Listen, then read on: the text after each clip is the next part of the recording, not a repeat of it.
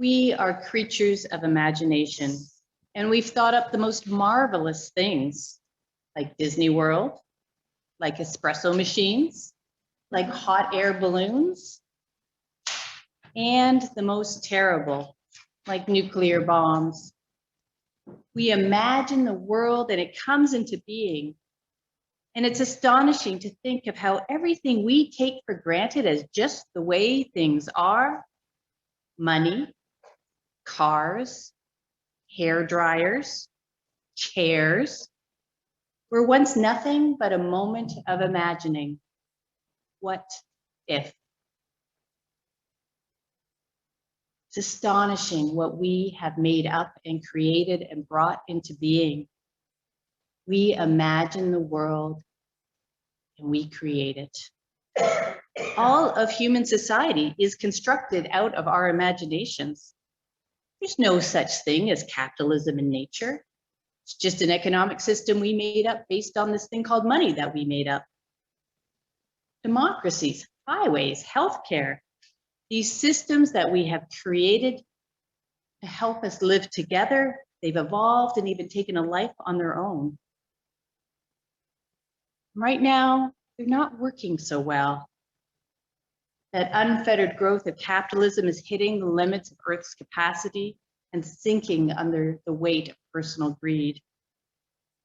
And democracy we're finding at large scales is a little unwieldy. It's too easily influenced by wealth and power and too remote to hear the needs of all the people. And the sheer size of our human population is at times overwhelming our capacity. So they're overgrown and shaggy, our social systems, starting to crumble a little at the edges, slowly decaying back down into the earth. And as it crumbles, new ways of being, new stories to tell, new things that restore, that heal are starting to sprout. Tiny and fragile, but present if you pay attention. People everywhere are reimagining the world, and that's a good thing.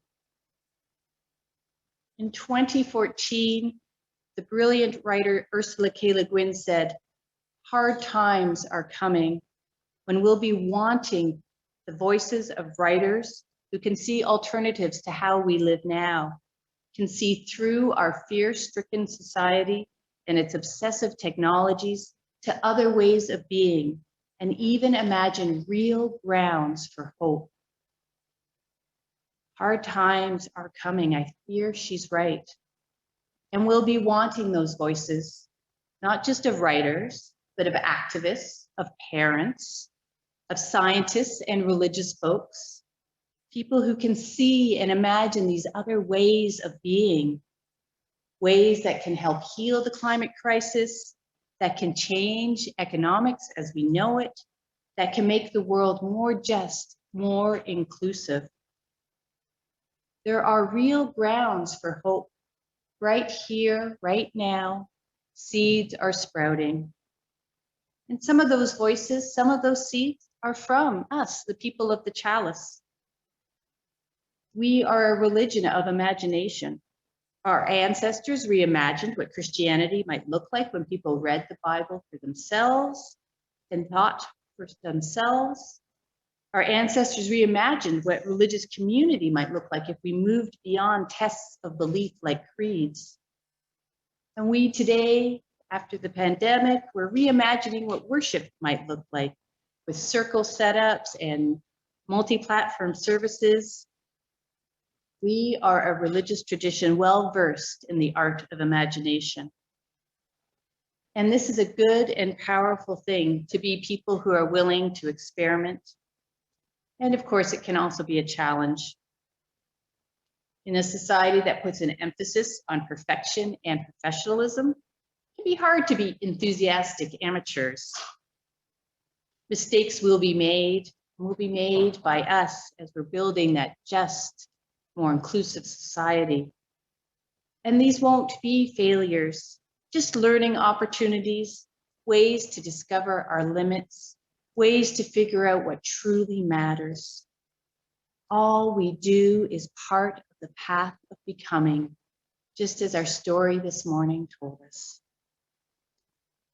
If we keep trying, if we keep learning, planting seeds of our UU vision of a world of interdependence, love, and justice, we will help create new ways of being, new systems of restoration and healing. Soon that day will arrive. Wait and see what a world there can be. If we share, if we care, you and me. And really, if you look at history, this is true. Life is better when we share what we have, when we care for each other. And our life here as a Chalice community shows that truth as well.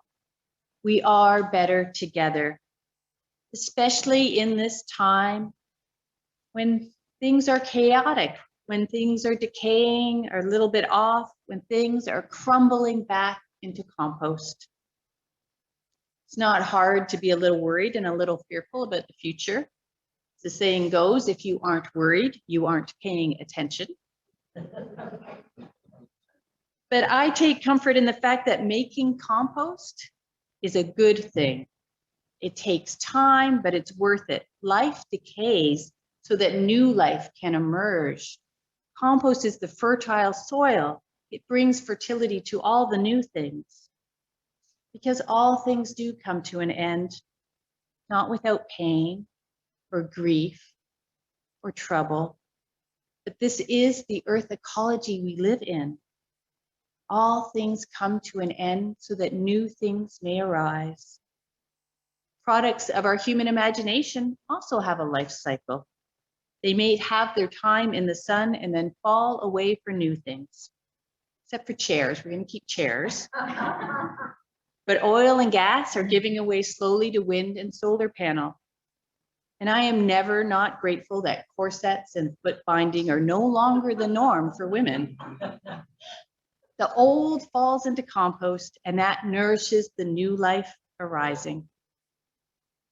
And of course, a time of decay creates fear, and we can see that so sadly all around us.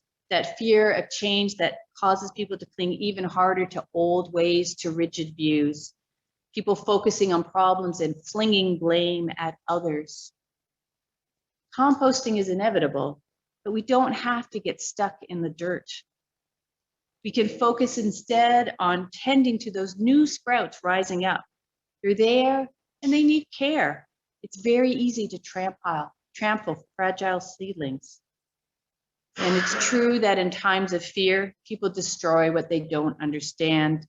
They destroy things that signal too much change. So new plantings need advocates and gardeners. As activist and writer Adrienne Marie Brown says, we need to be investing our energy, attention, and resources in generating alternative and sustainable systems. Our attention is as precious and as precise as sunlight. If we put it on each other's flaws, we can burn each other out of existence. But if we put it on the best of us, on the lessons, on the children, on our practices, we will grow. Our attention is as precious and precise as sunlight. So let's direct it towards the things we value, the things we cherish. And when we do that, we begin to generate those alternatives that help heal the earth. Like planting gardens that bring beauty and health, like taking care of each other in times of crisis, and raising children with love. When we turn our attention to the best of ourselves, we grow, we flourish under that necessary sunlight. So let us continue to put our precious attention towards generating that world we can imagine, that we know is possible, a world where all people are cared for and included, where people are loved just as they are, where the earth is regenerating. All our lives, we are reinventing ourselves. We grow from children to adults. Some of us move from being single to being part of a couple, sometimes back again. Some of us become parents. We change careers. We move houses or cities or countries. All of what we do changes us. Life is change, as Octavia Butler says. And change or growth can be so slow at times, often unnoticeable to those in the middle of it, and yet so clear to others, which is why aunts and uncles begin most conversations with younger relatives with, "My, how you've grown." We take on new identities and we shed old ones, trying to become ourselves, to find meaning in our lives, to find those connections that sustain us and nourish us. And the compost heap of the heart breaks down all that we throw at it, our successes and failures, our delights and our hurts, the troubles and the wonders. And all of that over time, we allow it, becomes that fertile soil, keeping our spirits nourished, fresh green leaves unfurling as we become ourselves once more. The Fiona of today, partnered, mother of a child, now grown and out of the house, UU minister. It's not the Fiona of 18 who was here in Clarkson, single, anxious, ambitious, agnostic. And yet I am both. The one has led to the other. Knowing that this process of composting and regeneration has happened to me over and over again in my own small life helps me accept it happening at the societal level as well. Decay, compost, regeneration, that's the norm for life on Earth. So while this may be the hard times, systems falling apart, causing chaos and some pain and grief and trouble, even now, there are still seedlings of new ways appearing in the cracks, seedlings that need the precious sunlight of our attention. We can create the better world we imagine if we advocate, if we protect, if we speak up, if we share, if we care. And I have a poem that was written last year for Earth Day by a young woman named Jordan Sanchez that sees the possibility of right now. All we've known is to destroy like it's breathing. Tick, tick, tick, tick. How lucky we are to live. We are a fraction of a second in Earth's lifetime, and yet she is our only lifeline. Resilient, we stand on our own 2 feet. I'll tell you, reimagining the future has never tasted so sweet. Like nectar to a bee, honey to a home. We're trying to recover what's ours, but no one can do this alone. Tick, tick, tick, tick.